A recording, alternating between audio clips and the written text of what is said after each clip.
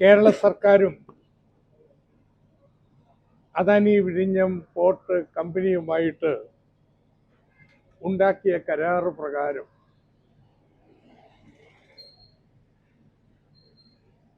250 കിലോമീറ്ററിനുള്ളിൽ സ്ഥിതി ചെയ്യുന്ന മറ്റേതെങ്കിലും പോർട്ടിൽ 25% ഓഹരിയുള്ള ഒരു കമ്പനിക്ക്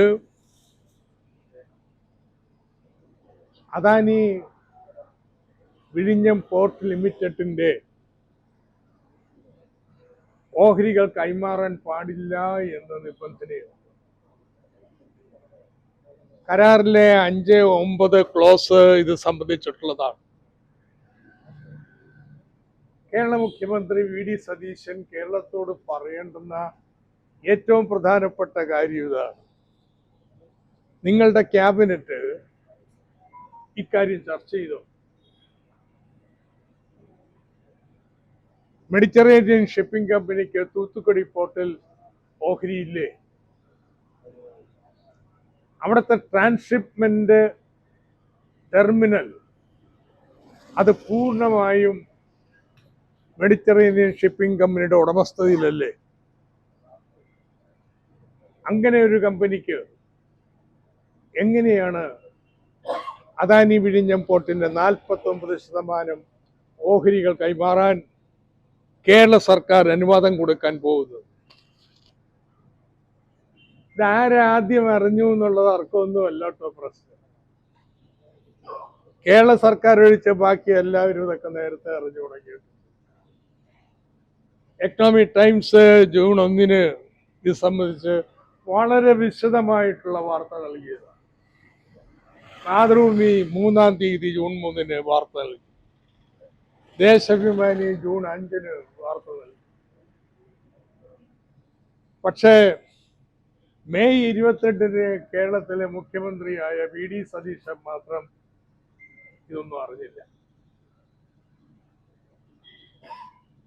അദ്ദേഹം കാര്യങ്ങൾ അറിയാൻ തുടങ്ങിയത് പുതിയ സിഇഒ വന്നതിന് ശേഷം. എന്താ, പഴയ സിഇഒ കേരളത്തിന്റെ സിഇഒ അല്ലേ? കേരള സർക്കാരിൽ ഉദ്യോഗസ്ഥയല്ലേ? പുതിയ സിഇഒ വരുമ്പോൾ മാത്രമേ കാര്യങ്ങൾ അറിയത്തുള്ളൂ. അതുകൊണ്ട് വ്യക്തമായിട്ടുള്ള ഉത്തരം പറയണം. നിങ്ങളുടെ എംപവേർഡ് കമ്മിറ്റി ക്ലോസ് ചെയ്തു, കേരളത്തിന്റെ ക്യാബിനറ്റ് ചർച്ച ചെയ്തു. ഇത് സാങ്കേതികമായിട്ടുള്ള കാര്യമല്ല, നയപരമായിട്ട് രാഷ്ട്രീയ നേതൃത്വം തീരുമാനമെടുക്കേണ്ട കാര്യമാണ്.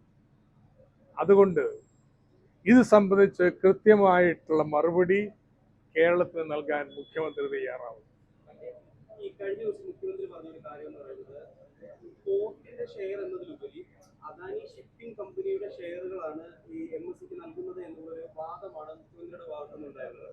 അങ്ങനെ വരുമ്പോൾ ഈ 250 കിലോമീറ്ററിന്റെ കണക്ക് കുഴപ്പമുണ്ടോ? കുഴപ്പമുണ്ട്. പോർട്ടിന് പ്രത്യേകിച്ച് ഷെയർ ഇല്ല. പോർട്ടുമായി ബന്ധപ്പെട്ട് 2 കമ്പനികളാണ് ഉള്ളത്. ഒന്ന് കേരള സർക്കാരിന്റെ വിസിൽ, അവര് ഡ്രെഡ്ജിങ്ങും അവിടുത്തെ ബ്രേക്ക് വാട്ടർ നിർമ്മാണം നടത്താൻ ചുമതലപ്പെട്ടവരാണ്. അതിലുപരി ഈ പോർട്ടിന് വേണ്ട അനുബന്ധ ലോജിസ്റ്റിക്സ് പാർക്കുകൾക്ക് ഭൂമി ഏറ്റെടുക്കുക, വൈദ്യുതി കണക്ഷൻ ഉറപ്പുവരുത്തുക, കുടിവെള്ള പ്രൊഡക്ഷൻ ഉറപ്പുവരുത്തുക, ഭൂഗർഭ റെയിൽവേ ഉണ്ടാക്കുക, ഇതൊക്കെ ചുമതലപ്പെട്ട വിസിലാണ്. അതിൻ്റെ ഓഹരി മുഴുവനും കേരള സർക്കാരിനാണ്. രണ്ടാമത്തത് അദാനി വിഴിഞ്ഞം പോർട്ട് പ്രൈവറ്റ് ലിമിറ്റഡ്, അതിനാണ് പോർട്ടിന്റെ നടത്തിപ്പ്. അവരാണ് പോർട്ട് ഉപകരണങ്ങൾ വാങ്ങുന്നതും നിർമ്മിക്കുന്നത്. അതേ ഉള്ളൂ. എങ്ങനെയാണ് മുഖ്യമന്ത്രി വി ഡി സതീശൻ പോർട്ടിന്റെ ഓഹരിയല്ല കൈമാറുന്നതെന്ന് പറയുന്നത്?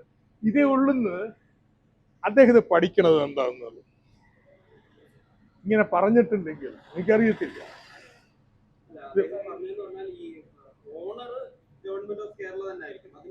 നഷ്ടപ്പെടുന്നില്ല. പക്ഷേ ഈ വിഴിഞ്ഞം പോർട്ട് അതെ, 40 വർഷക്കാലത്തേക്ക് നിങ്ങളുടെ എൻ്റെയൊക്കെ കാലം കഴിയുന്നത് വരെ ഉള്ള ഈ കാലത്തേക്ക് പോർട്ടിന്റെ പൂർണ്ണമായ നടത്തിപ്പ് അദാനി വിഴിഞ്ഞം പോർട്ട് ലിമിറ്റഡിനാണ്. ആ അദാനി വിഴിഞ്ഞം പോർട്ട് ലിമിറ്റഡിന്റെ ഓഹരി അത് കൈമാറണമെങ്കിൽ കേരള സർക്കാരിന്റെ അനുമതി വേണം.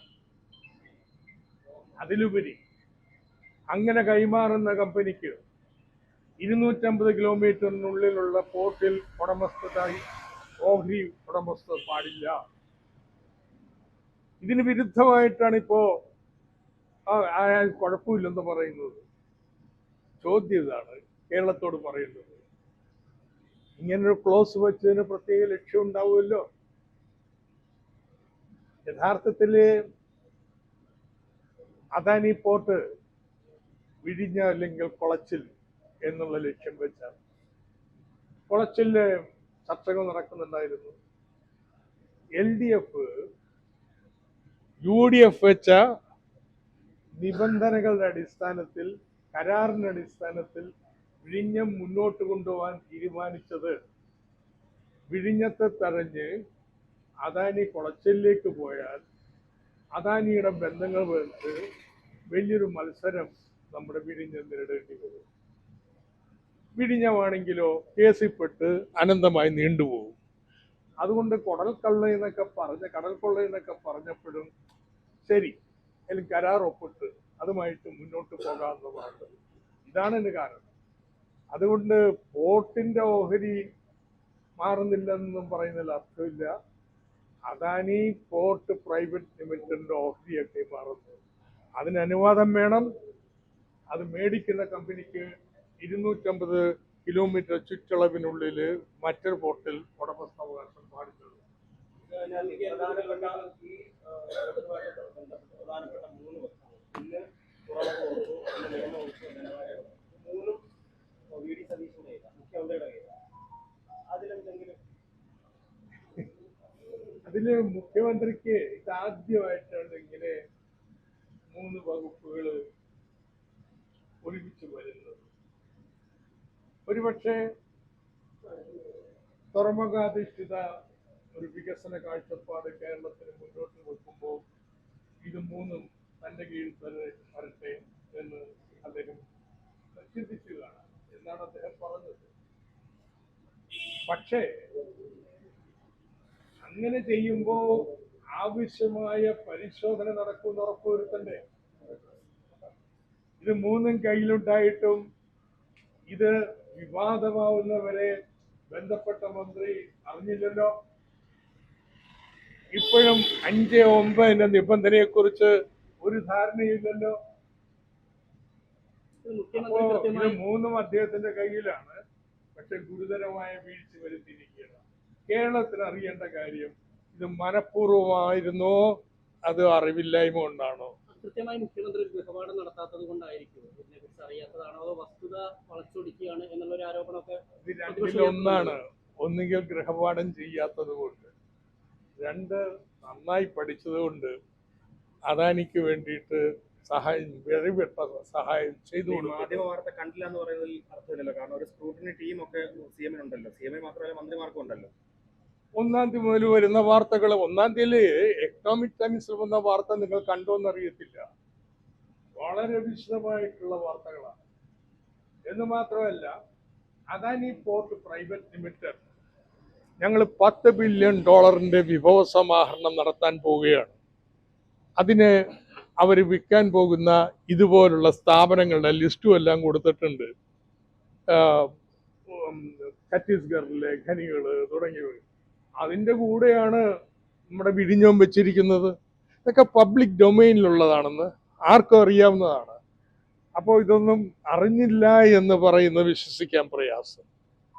യഥാർത്ഥത്തിൽ എന്തിനായിരുന്നു സത്യപ്രതിജ്ഞയ്ക്ക് മുമ്പ് തന്നെ കോൺഗ്രസ് ഹൈക്കമാൻഡ് കേരളത്തിലെ കോൺഗ്രസ് മുഖ്യമന്ത്രി ആരാണെന്ന് തീരുമാനിക്കുന്നതിന് മുമ്പ് തന്നെ ചാർട്ടേഡ് ഫ്ലൈറ്റിൽ മംഗലാപുരത്ത് പോയിട്ട് അദാനി ടീമിനെ കണ്ടത് എന്തിനു വേണ്ടിയിട്ടായിരുന്നു? യഥാർത്ഥത്തിൽ 3.9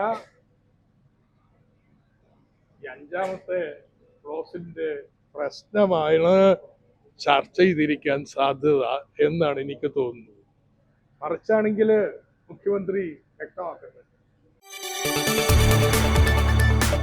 കൂടുതൽ വാർത്തകൾക്ക് news 18 Keralam YouTube channel subscribe ചെയ്യുക.